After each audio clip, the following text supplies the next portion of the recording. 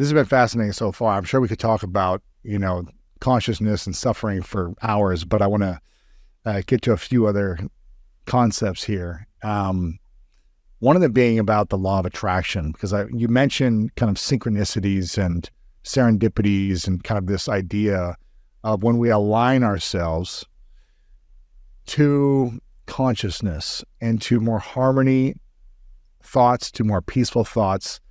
In my experience, things just come, the right things that I'm intending, they happen very quickly and unexpectedly. I would love to hear your thoughts on your definition of the law of attraction, but also maybe the 3 habits that you see people doing the most that hurt them from attracting effortlessly using the law of attraction. Right. Well, the main mistake perhaps that people make is not coming from a place of fullness, but coming from a place of neediness, and putting too much attention on what is the undesirable conditions so that they want to get rid of, but mentally almost continuously focusing on the undesirable condition, like not enough money, for example. That is a problem for many people. So let's use money for example. Then the law of attraction with money. How could we attract more wealth or financial abundance in our life using the law of attraction? Yeah. Well, first of all is the acknowledgement of abundance that is already here and now, and not focusing on the lack of abundance that is here now, which you could find by thinking about it, but to actually focus on where is the abundance that I can find here and now, and that is all around you. It is in nature.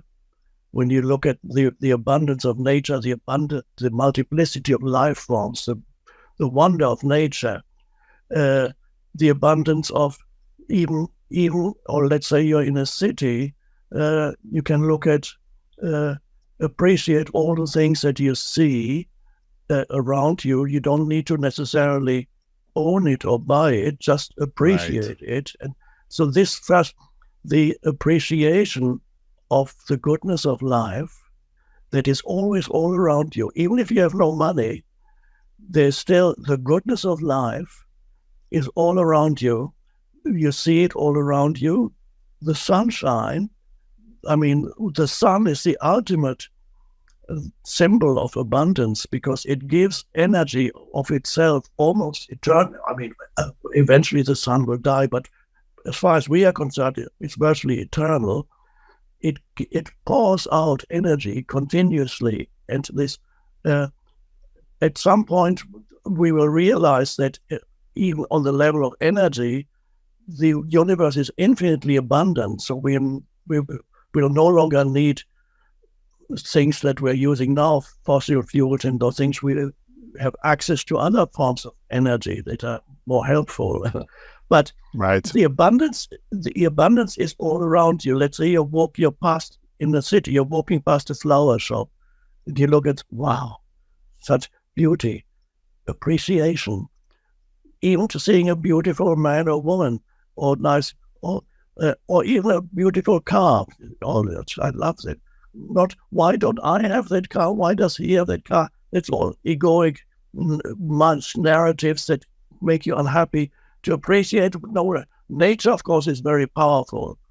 And then you to appreciate the aliveness in your body, that you're breathing, and you can actually feel that your body, well, many people can't feel that. I call it the inner body awareness. You feel that every cell of your body is pervaded with a sense of aliveness, energy, and you can feel that. That is abundance. So there's abundance of life all around you. You can feel the life within you also. And so some people call it gratitude. I call it more appreciation. The appreciation of the abundance of life that is always around you. That's a wonderful starting point. Okay. So you're not focusing on lack, you're focusing on abundance.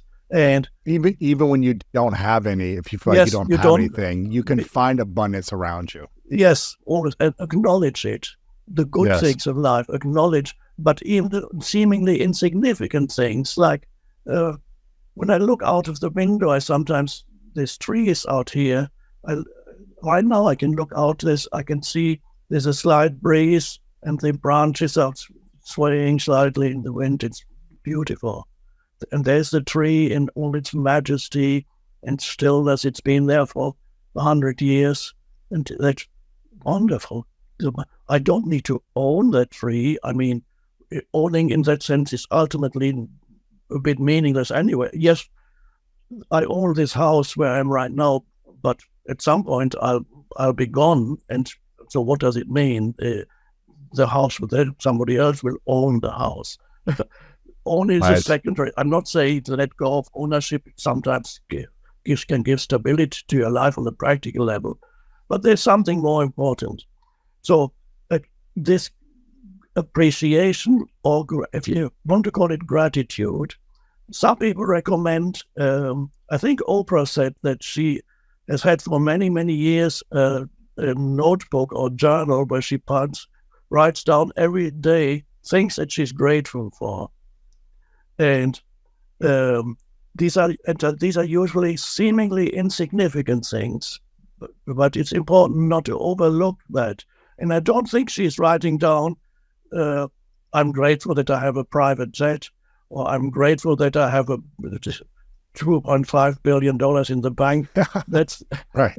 She writes down the small things that I'm grateful for my garden. I'm grateful I get to plant a flower today. Yeah. I'm grateful that I get to go on a walk with my friends. I'm grateful that I woke up today. Yes. The next thing is, the second thing I could say is giving. To give energy to other people. Appreciation itself is already a form of certain outflow of energy. When you appreciate this tree beauty, there's an energy connection with the tree. The consciousness connects you with the tree. And kindness is part of giving. Kindness to another person, not because you want anything from that person, but because it feels so good to have this sense of, we could call it goodwill, that flows out of you towards another person. Even if you just hold the door open for somebody, or it's a remark, or that's lovely, I love your dress, or whatever you say, if it's genuine, or to say an encouraging word to somebody, or to whatever it may be, a smile at somebody. Even that